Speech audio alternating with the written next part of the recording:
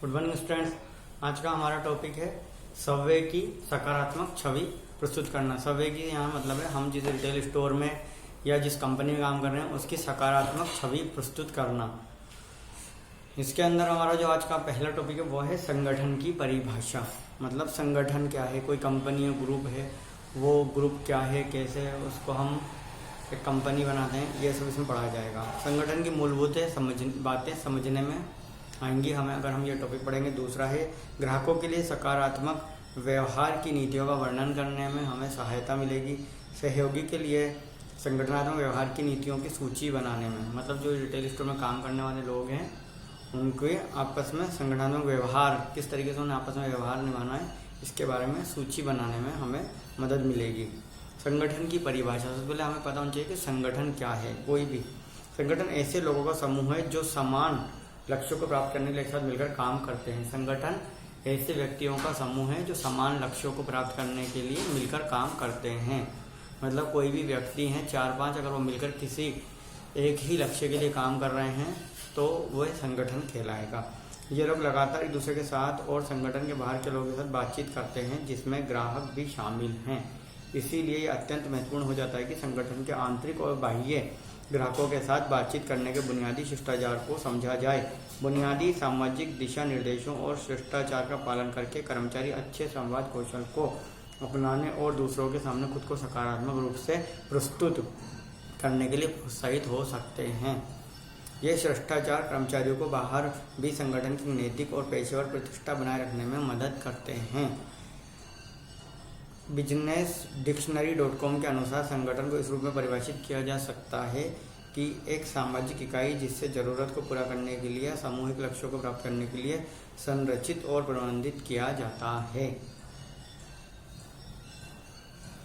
ग्राहक, सहयोगियों और वरिष्ठ नागरिकों के लिए संगठनात्मक व्यवहार नीतियाँ।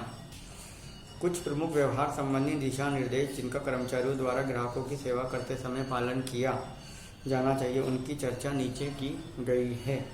ग्राहक का हमेशा मुस्कुराते हुए स्वागत करें। मतलब जो हमारे कस्टमर हैं हमेशा उनको स्माइल करते हुए ही उनका ग्रीट करें, मतलब स्वागत करें। ग्राहक को उनके पहले नाम से नहीं बल्कि सर या मैडम कहकर संबोधित करें। ग्राहक को उनके नाम से नहीं बल्कि सर या मैडम कहकर ही संबोधित करें। ग्राहक को अपना परिचय विनम्रता से दें। ग्राहक को बैठने के लिए कहें, मतलब जो ग्राहक है उसको स्टोर में बैठने के लिए कहें। जल पान के लिए ग्राहक से पूछें या उनकी पसंद को वरीयता दें।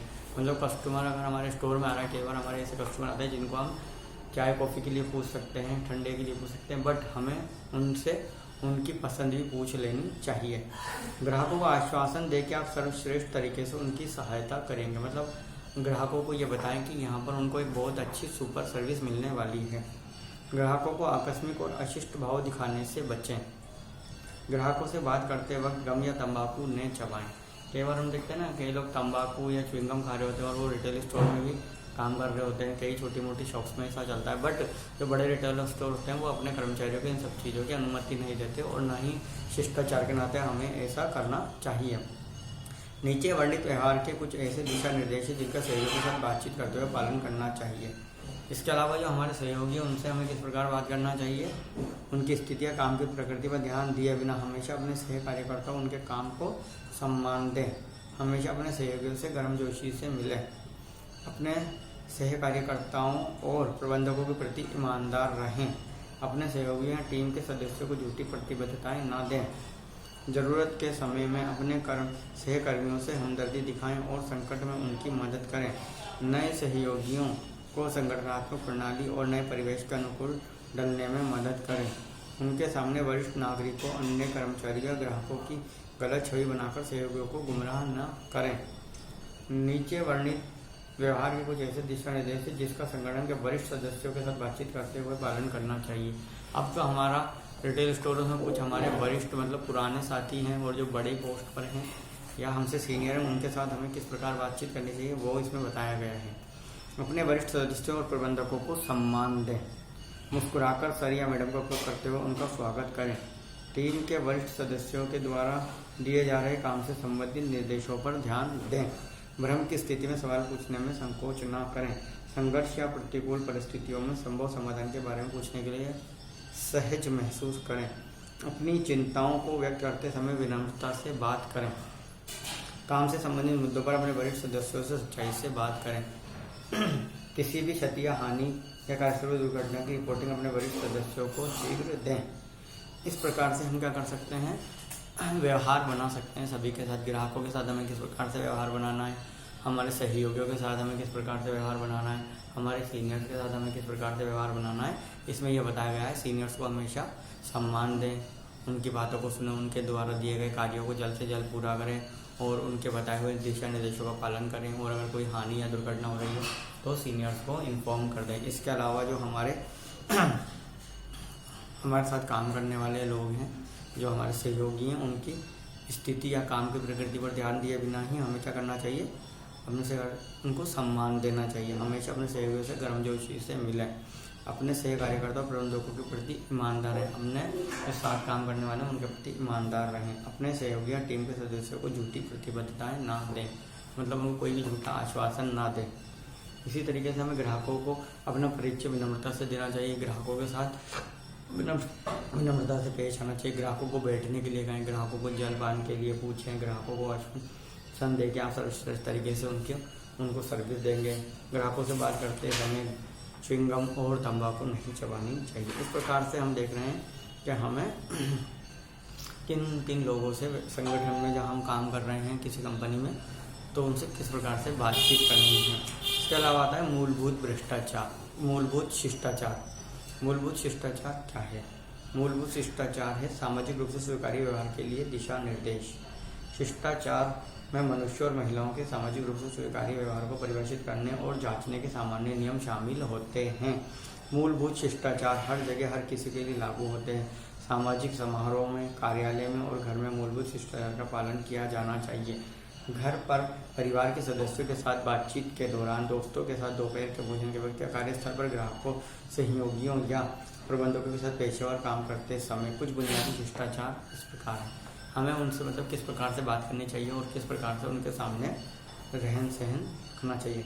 नज़र का अच्छा संपर्क स्थापित करना और बनाए रखना, मतलब आई कांटेक्ट बनाए रखना। ग्राहकों और सहयोगियों के नाम याद रखना। ग्राहकों और सहयोगियों के जो हमारे साथ काम कर रहे हैं उनका और कस्टमरों के हमें नाम याद रखने चाहिए। उचित कपड़े पहनने चाहिए। धैर्यपूर्वक सुनना और बोलने से पहले सोचना, मतलब पहले जो हमसे लोग बोल रहे हैं, हमारे कस्टमर, हमारे सहयोगी और हमारे सीनियर, पहले हमें उन्हें ध्यान से सुनना चाहिए और उसके बाद ही उसका आंसर करना चाहिए।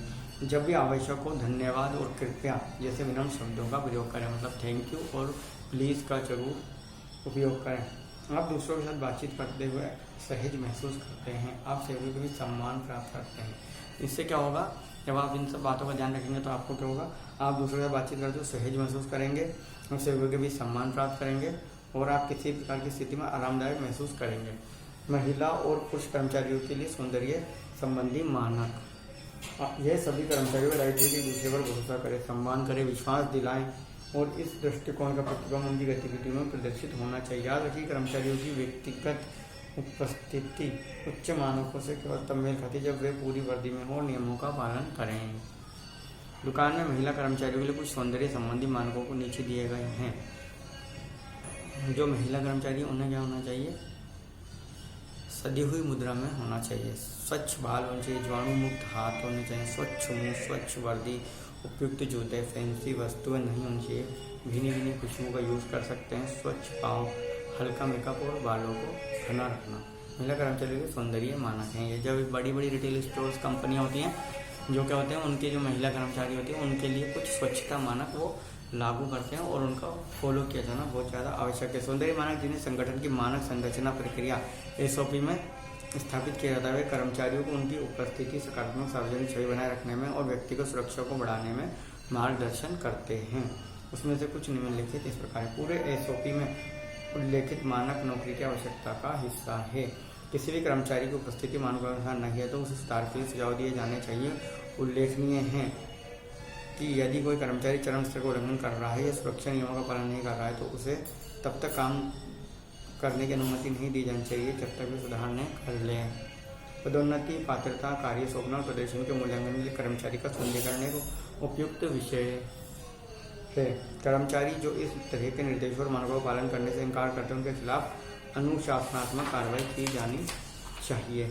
मतलब जो कंपनी ने एसओपी बनाई है कि आपको कितने बड़े बाल रखने हैं, आपको नाखून काट के आने हैं, आपको साफ़ सफाई का ध्यान रखना है, आपको वर्दी में आना है, अगर आप इन सब चीज़ों को फॉलो नहीं करते हैं तो कंपनी आपको कार्य करने से रोक सकती है। और जब तक आप कंपनी के कहे अनुसार कार्य नहीं करेंगे तब तक आपको कंपनी में या कार्यालय में प्रवेश नहीं दिया जाएगा। तो इस प्रकार से कंपनी के जो नियम कायदे कानून जो बनाए गए हैं उनको आपको फॉलो करना है। उसे हम क्या कहते हैं, एसओपी, स्टैंडर्ड ऑपरेटिंग प्रोसीड्यूर। तो उसको आपको फॉलो करना है। उसके अंदर जो नियम बताए गए हैं किसी भी कर्मचारी के कार्यस्थल पर कार्य करने के लिए आपको उसे पूर्ण रूप से फॉलो करना है। ग्राहकों के साथ संवाद करने के लिए सामान्य दिशा निर्देश, ग्राहकों से किस प्रकार से हमें बातचीत करनी है। ग्राहकों के साथ संवाद स्थापित करना अत्यंत महत्वपूर्ण है, खासकर रिटेल वातावरण में। ग्राहक बिक्री करवाते हैं और आमतौर पर कंपनी के लिए महत्वपूर्ण विपणन बातों से उपकरण है। इसीलिए एक दुकान में हर कर्मचारी का दायित्व है कि ग्राहकों के साथ संवाद स्थापित करते समय निश्चित दिशा निर्देश का पालन करें। ग्राहकों को सकारात्मक प्रतिक्रिया पाने के लिए संवाद में सभी आवश्यक जानकारी होनी चाहिए। कर्मचारियों को कोशिश करके एक ग्राहक द्वारा पूछे गए सभी सवालों के जवाब देने चाहिए। संवाद में अनावश्यक विवरण शामिल नहीं होना चाहिए, इससे ग्राहक और कर्मचारी दोनों के बहुमूल्य समय की बचत होती है। संवाद करते समय कर्मचारियों को ग्राहकों के विचार और मानसिकता को ध्यान में रखा जाना चाहिए। उत्पाद या सेवा से संबंधित वास्तविक तथ्यों और आंकड़ों के आधार पर संवाद किया जाना चाहिए। ग्राहकों के साथ संवाद विशिष्ट और ध्यानपूर्वक होना चाहिए। उपलब्ध कराई गई जानकारी पूर्ण और निश्चित होनी चाहिए। कर्मचारियों को अपूर्ण और अनिश्चित बयान से बचना चाहिए। ग्राहकों को अस्पष्ट लग सकते हैं, मतलब कभी भी ग्राहकों को कोई भी जानकारी दें तो सही दें और पूरी जानकारी दें, इससे कि कोई कस्टमर आपसे वापस से आके उलझे नहीं। जहाँ तक संभव हो ग्राहकों के साथ संवाद स्थापित करते वक्त कर्मचारियों को सरल भाषा का प्रयोग करना चाहिए। संवाद स्पष्ट और आसानी से ग्राहकों को समझ में आनी चाहिए। स्पष्ट जानकारी देने से ग्राहकों और कर्मचारियों को एक दूसरे के विचारों और आवश्यकताओं को समझने में सुविधा होती है। एक तो ये कि आप जब भी ग्राहक से बात करें तो आप संवाद के उद्देश्य स्पष्ट रूप से बता दिए जाना चाहिए।